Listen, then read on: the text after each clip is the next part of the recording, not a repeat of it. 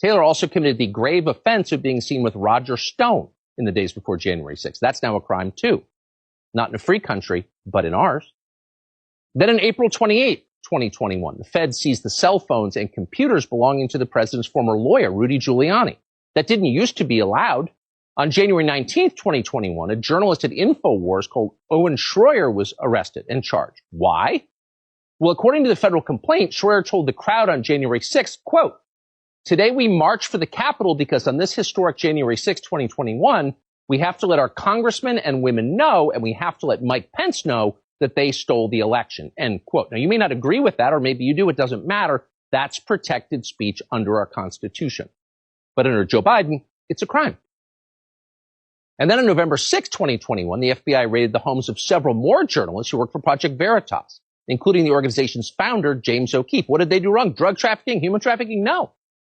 They reported on a diary written by Joe Biden's daughter, Ashley. And in that diary, Biden's daughter writes, reveals to the rest of us, that Joe Biden showered with her in a way that she described as inappropriate and that she blames for making her sexually compulsive in later life.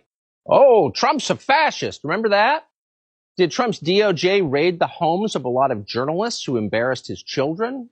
No, you don't remember that because it didn't happen. Now, what did Steve Bannon do wrong? Did he commit a crime on January 6th? No, he didn't. And no one claims otherwise.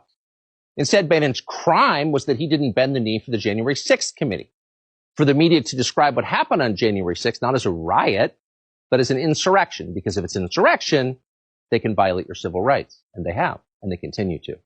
Well, days earlier, he sued the January 6th committee. He claimed executive privilege in his communications with the president. Again, this is standard, a decades-old standard. And rather than go to court, the January 6th committee simply had him arrested at the airport and sent to jail in irons. Then on June 9th of this year, the FBI arrested a Republican candidate for governor of Michigan. In fact, the candidate who polls show was in the lead. His name is Ryan Kelly. On June 22nd of this month, the feds cornered former Trump attorney John Eastman in a parking lot and seized his phone. They didn't even provide a warrant before they did that.